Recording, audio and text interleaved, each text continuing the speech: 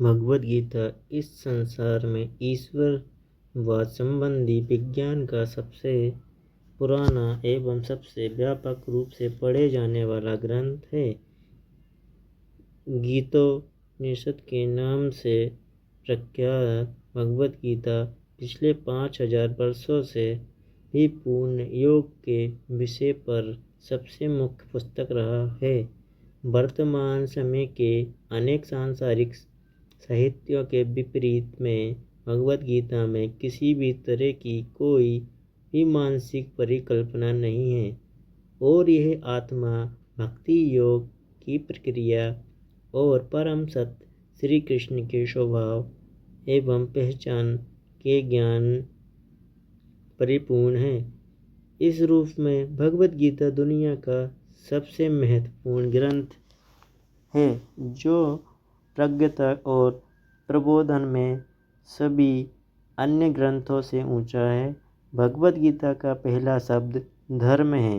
कभी कभी धर्म को गलत रूप से मजहब या मान्यता समझा जाता है, किंतु यह उचित नहीं है।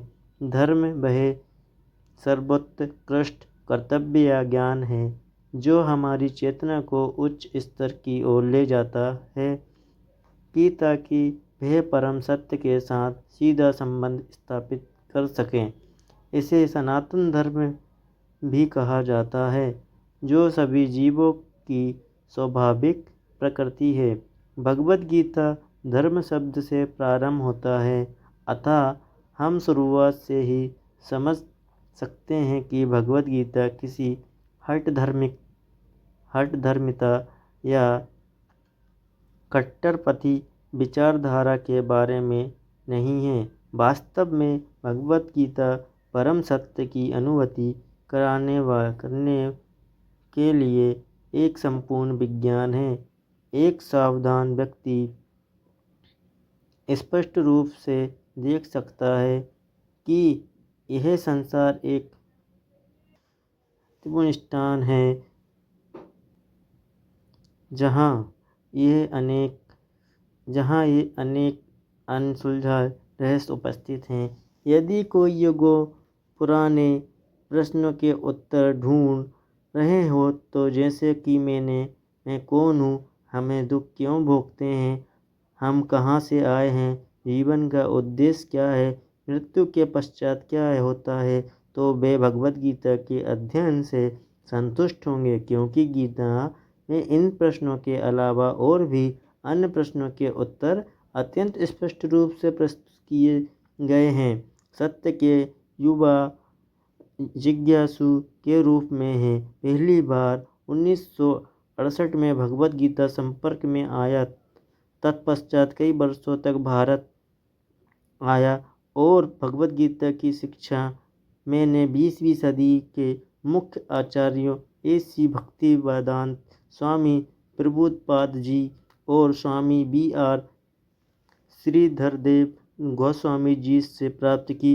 इन दो महान आचार्यों की कृपा से भगवद गीता का मौलिक संदेश मेरे हृदय में समावित हो गया और शीघ्र ही मैंने आत्म साक्षात्कार पथ पर चलना प्रारंभ कर दिया। जीवन के किसी भी पथ पर हम एक चौराहे पर अवश्य पहुंचते हैं। भगवद गीता के अध्ययन के दौरान मैं जिस चौराहे पर पहले पहुंचा वह यह था कि क्या व्यक्तित्वपूर्ण परम सत्य का मार्ग अपनाऊं या निराकारवाद का अनुसरण करूं। ये क्या मैं आत्मा की परिशुद्धि से वैकुंठ लोक के आध्यात्मिक अंतरिक्ष में प्रवेश कर परम पुरुष श्री कृष्ण के साथ शाश्वत जीवन बिताऊं, या मैं निराकारवाद का अनुसरण करते अपने व्यक्तित्व पूर्ण अस्तित्व को मिटाकर ब्रह्मा ज्योति के परमानंद में विलीन हो जाऊं। मैंने प्रथम विकल्प को अपनाया।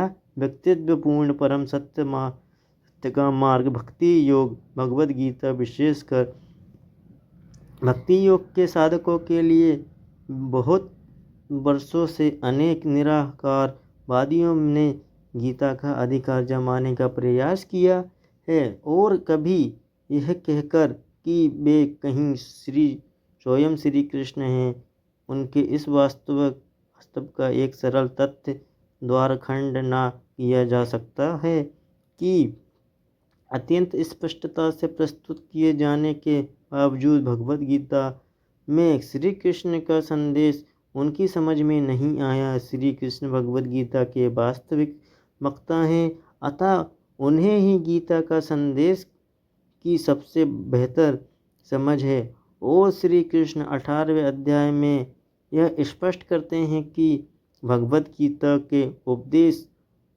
अनन्य रूप से केवल उन लोगों के लिए है जो परम सत्य को भक्ति योग के माध्यम से जानने के इच्छुक हैं। भगवद गीता अवश्य एक विद्वत्तापूर्ण ग्रंथ है, परंतु यह आवश्यक नहीं है कि उसके सरल व स्पष्ट उपदेशों को समझने के लिए किसी को विद्वान बनना पड़ेगा। निश्चित ही अर्जुन, जो भगवद गीता के पहले छात्र थे, वे विद्वान नहीं बल्कि योद्धा थे।